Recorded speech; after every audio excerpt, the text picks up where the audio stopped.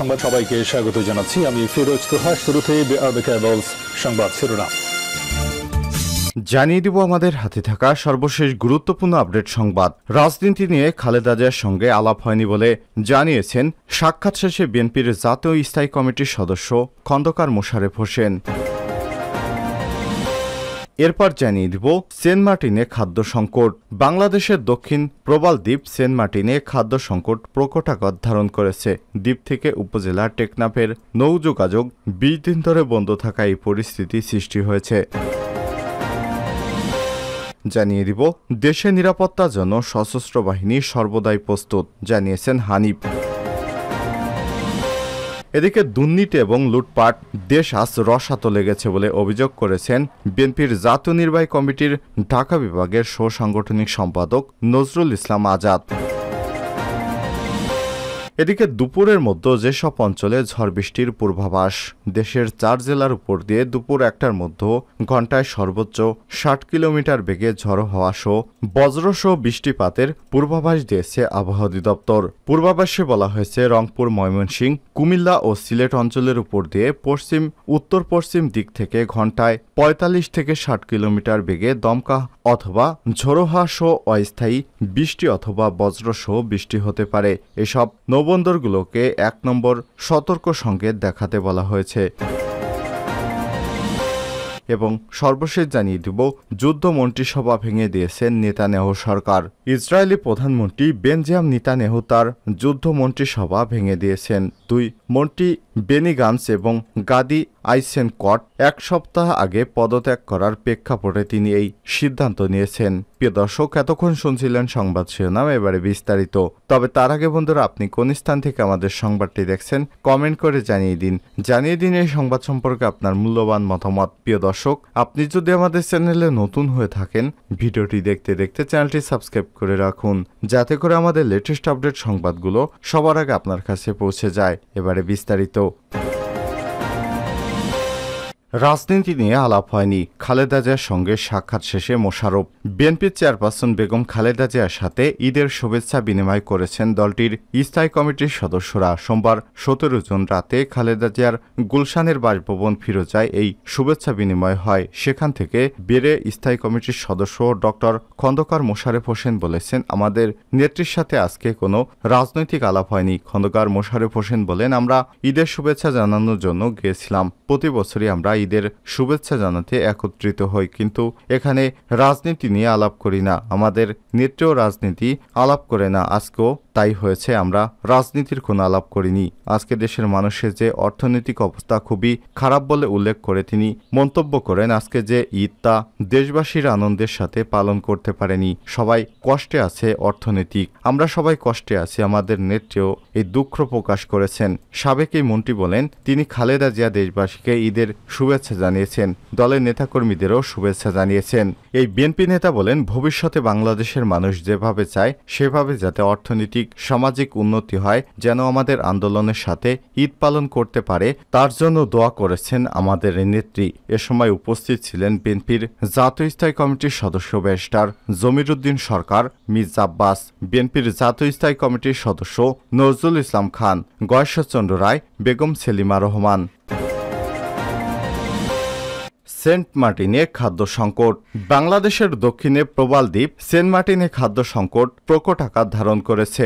দ্বীপ থেকে উপজেলা টেকনাফের নৌ যোগাযোগ ২০ দিন ধরে বন্ধ থাকায় এই পরিস্থিতি সৃষ্টি হয়েছে।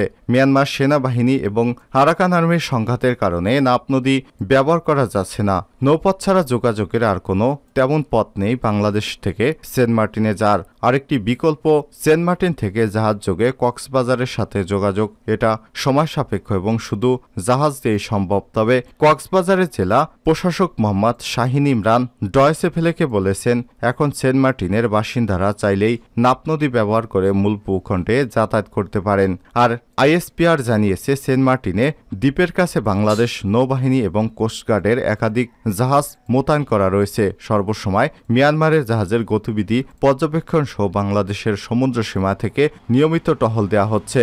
সেন্ট মার্টিন টেকনাফের একটি ইউনিয়ন, জনসংখ্যা ১০,০০০-এর মতো। সেন্ট মার্টিনের ইউপি চেয়ারম্যান মুজিবুর রহমান জানান, এই 20 দিন ধরে মাত্র একবার জেলা প্রশাসনের উদ্যোগে সেন্ট মার্টিনে খাদ্য সামগ্রী পাঠানো হয়েছে, আর সেটা ছিল জেলে এবং যারা সরকারের ভিজিএফ কার্ডধারী। ফলে এখন খাদ্য সংকট প্রকট আকার ধারণ করেছে। এ সময় তিনি বলেন, সেন্ট মার্টিনের কিছু মানুষ জেলে আর অধিকাংশই কৃষক। চাহিদার 20 ভাগ খাদ্য এখানে উৎপাদন হয় না। জেলেদের মাছ ধরা বন্ধ আছে পর্যটন। ফলে আয়ের উৎস যেমন বন্ধ, তেমনি বাইরে থেকে খাদ্য আনারও কোনো সুযোগ নেই। আর 3-4 দিনের মধ্যে যদি খাদ্য সরবরাহ করা না হয় তাহলে অনেককেই অনাহারে থাকতে হবে জানান তিনি।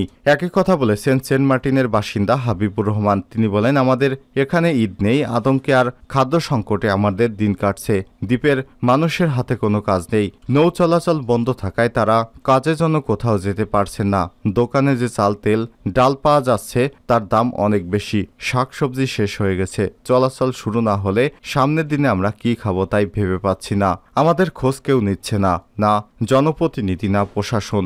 একবার মাত্র খাদ্য পাঠিয়েছে তারা, এরপর চুপচাপ আছেন। ওই খাদ্য কয়জনের হয়? টেকনাফ স্পিডবোট মালিক সমিতির সাবেক সাধারণ সম্পাদক সৈয়দ আলম বলেন, গত 2 দিন ধরে আমরা গোলাগুলির শব্দ পাচ্ছি না। তবে দূরে মিয়ানমারের সমুদ্র সীমায় তাদের যুদ্ধজাহাজ এখনও অবস্থান করছে, আর বাংলাদেশের সমুদ্র সীমায় নৌবাহিনী এবং কোস্টগার্ডের 2টি জাহাজ টহল দিচ্ছে। আমরা খুব কষ্টে আছি। কেউ অসুস্থ হয়ে পড়লে দ্বীপের বাইরে নেয়ার কোনো সুযোগ নেই। একটির নামমাত্র স্বাস্থ্যকেন্দ্র আছে, সেখানে সাধারণ রোগেরও চিকিৎসা সম্ভব হয় না, আর খাদ্য সামগ্রী দ্রুত ফুরিয়ে আনছে। আমাদের এখন দরকার নাপ নদীর চ্যানেলটি নিরাপদ এবং উন্মুক্ত করে দেয়া। তা না হলে আসলে আমরা বিচ্ছিন্ন হয়ে থাকব, কারণ সমুদ্রপথে জাহাজ দিয়ে কক্সবাজারে আমাদের যোগাযোগ সম্ভব নয়। যোগাযোগ বন্ধ থাকায় বোট চালক মাঝি মাল্লারাও বেকার হয়ে পড়েছে। কক্সবাজারে জেলা প্রশাসক জানায়, তাদের খাদ্যের প্রয়োজন হলে আমরা আরও খাদ্য পাঠাবো, আর এখন তারা চাইলেও নাপ নদী ব্যবহার করতে পারবেন। এক প্রশ্নের জবাবে তিনি বলেন, ওখানে যা হচ্ছে তা তো মিয়ানমারের অভ্যন্তরীণ ব্যাপার। সেন্ট মার্টিনের লোকজন আবহাওয়ার কারণে এখন নৌপথ ব্যবহার করছেন না। তারা তো এই পরিস্থিতির মধ্যেই আসা যাওয়া করেন। এরপরও আমরা একটু পরীক্ষা করে তাদের এই নৌপথ ব্যবহারের জন্য বলবো, তবে এখন ব্যবহারে কোনো বাধা নেই। এদিকে আইএসপিআর এক বিবৃতিতে বলেছে, বর্তমান মিয়ানমার সীমান্তে মিয়ানমার নৌবাহিনীর একাধিক যুদ্ধজাহাজ অপারেশন পরিচালনা করছে। মিয়ানমার নৌবাহিনী সেন্ট মার্টিনের অদূরে মিয়ানমারের সমুদ্র সীমায় অবস্থানের ক্ষেত্রেও বাংলাদেশ নৌবাহিনীকে অবহিত করেছে।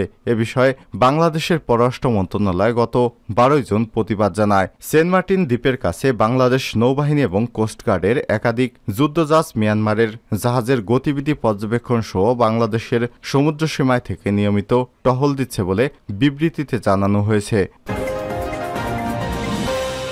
দেশের নিরাপত্তার জন্য সশস্ত্র বাহিনী প্রস্তুত রয়েছে হানিফ। আওয়ামী লীগের যুগ্ম সাধারণ সম্পাদক মাহবুবুল আলম হানিফ বলেছেন, মিয়ানমারে কয়েকটি জাহাজ তাদের সীমানার মধ্যে আছে। সেক্ষেত্রে বাংলাদেশের কিছু বলার নেই। দেশের নিরাপত্তার জন্য সশস্ত্র বাহিনী প্রস্তুত রয়েছে। কখনো হুমকি মনে করলে তাহলে জবাব মোকাবেলা করবে তারা। এক্ষেত্রে দেশের সেনাবাহিনীর প্রতি সকলের আস্থা রাখা উচিত।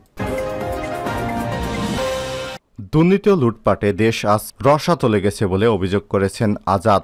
বিএনপির জাতীয় নির্বাহী কমিটি ঢাকা বিভাগের সাংগঠনিক সম্পাদক নজরুল ইসলাম আজাদ বলেছেন, ক্ষমতা জবরদখলকারী আওয়ামী লীগ সরকারের দুর্নীতি আর লুটপাটে দেশ রসাতলে চলে গিয়েছে, যার প্রমাণ আজিজ বেনজিরের হাজার হাজার কোটি টাকার দুর্নীতি। সোমবার 17 জুন বিকেলে নারায়ণগঞ্জের 2500 স্থানীয় বিএনপি এবং অঙ্গ সংগঠনের কয়েক হাজার নেতাকর্মীদের সঙ্গে ঈদুল আজহার নামাজ আদায় শেষে শুভেচ্ছা বিনিময়কালে তিনি এসব কথা বলেন। তিনি বলেন, অর্থনীতির দুরবস্থা বিরাজ করছে।